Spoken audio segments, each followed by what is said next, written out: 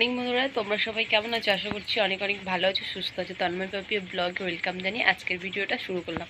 তো সঙ্গে থাকো, দেখতে থাকো। হলো এখন যাব রান্নাঘরে।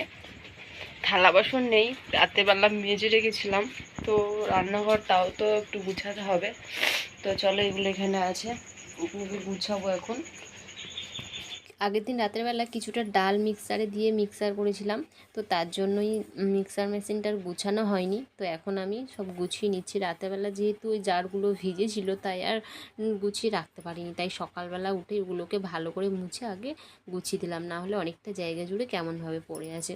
তো দেখো, আমি এখন সবগুলোকে ভালো করে মুছে নিচ্ছি। যদি জল থাকে, যদিও উবুড় করে রেখেছিলাম, তাও যদি জল থেকে যায়, তাই জন্য আরেকবার ভালো করে মুছে নিচ্ছি সবগুলোকে। তো দেখো, সুন্দর করে আমি কাগজের ভিতরে ঢুকিয়ে এখন সবগুলোকে ভিতরে ঢুকিয়ে নিলাম। সব কিছু মোটামুটি গুছিয়ে নিয়েছি, এবার আমি ঝাড়টা দিয়ে নিচ্ছি। আর যে নিচে যে কাগজটা পাতা আছে না, ওর তলায় ঘেমে ঘেমে পুরো ভিজে গেছে। দেখলেই বোঝা যাচ্ছে উপর দিয়ে যে ভিজে হয়ে গেছে, কতটা কতটা পরিমাণে ভিজেছে। কারণ উপরে থেকে দেখো কাগজটা যেন মাটিটার সাথে লেপ্টে আছে, এরকম একটা বোঝা যাচ্ছে। তো বর্ষাকাল যেহেতু, তুলতেও পাচ্ছি না, একটু গোবর টোবর দিলে তারপরে শুকনো হলে তারপরে ভালো হবে। যেহেতু বর্ষাকাল, এখন ওইগুলো তো কিছুই করা যাচ্ছে না। এদিকেও কাগজ পাতা আছে, সব দিকে বর্ষাকাল বলেই প্রচণ্ড সমস্যা হয় মাটির ঘরে, জানো তো। তো যাই হোক, চলো আমি এখন ঝাড়টা দিয়ে নিই। থালা বাসনগুলো সরিয়ে সব কিছু সরিয়ে সরিয়ে সুন্দর করে এখন ঝাড়টা দিয়ে নিচ্ছি। আর বন্ধুরা, তোমরা যারা যারা ভিডিওটা এখন দেখছো, অবশ্যই একটা করে লাইক কমেন্ট করে দিও প্লিজ। তো আমার দেখো, ঝাঁট দেওয়া তো মোটামুটি কমপ্লিট হয়েই গেল।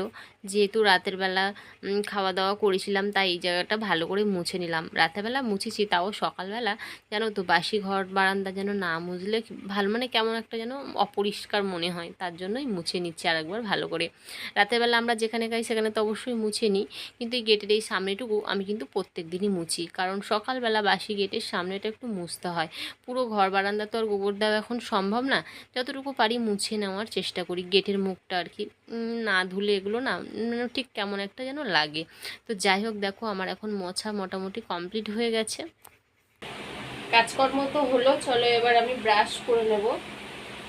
সকালবেলা উঠে আগে বাসি ব্রাশটা সেরে নিই, তারপর ব্রাশ করি। তো চলো, কলগেট লাগিয়ে নিয়েছি।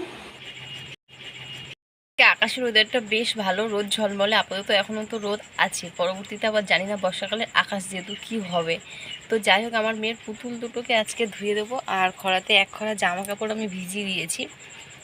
তো খাওয়া দাওয়া কমপ্লিট হয়নি, এখন আমার বর মেয়ে কেউই ওঠেনি সকালবেলা। তো ওরা উঠলে তারপর আমরা খাবো, খেয়ে নিয়ে তারপরেই জামা কাপড়গুলো কাচবো। তো দেখো, এখানে পুতুল দুটোকে বের করে নিয়েছি, আর এই যে জামা কাপড় ভিজিয়ে দিয়েছি। ঝোলা নিয়ে বেরিয়ে পড়েছি। আজকে খিচুড়ি সেন্টারে যাব অনেক দিন থেকেই, প্রায় সোমবার থেকে। আজকে হচ্ছে তোমার বৃহস্পতিবার, সোমবার থেকে খিচুড়ি দিচ্ছে না। সোমবার থেকে তো দিচ্ছে না, আজকে বৃহস্পতিবার। তো যাই দেখি কি হয়। এই রোদ্দুর বেরিয়েছে, মাথায় ওড়নাটা দিয়ে নিয়েছি। খুব রোদ্দুরের তাপ, বর্ষাকালে রোদ তো প্রচণ্ড তাপ হয়। সোমবার থেকে যেহেতু দেয়নি, তাই 3টে ডিম দিয়েছে। আর কিন্তু ওই যে খিচুড়ি ভাত দিল না, সেগুলোর জন্য কিছু না, ওগুলো ওদের হয়ে গেল। তো যাই হোক, 3টে ডিম দিয়েছে, ওটা নিয়ে আর ভাত দিয়েছিল, নিয়ে বাড়ি চলে এলাম। এদিকে আমার বর ফ্রিজের জল বের করছে। জল অনেকটা হয়ে গেছিলো, তা লাইট মারার লোক খুঁজে পাচ্ছিলাম। তো আমার মেয়ে বললো, মা আমি মেরে দিচ্ছি। ঠিক আছে, বিশাল বড় হয়ে গেছে মেয়ে এখন। তো লাইট মেরে আছে, ওর বাবা এখন ওই যে স্ক্রুড্রাইভার দিয়ে পেছনের এটা খুলছে। এখানে দেখো, আমাদের একটা ভাই আমার বরের কাছে টিউশনিও পড়তো আর কি, ছাত্রও বলতে পারো।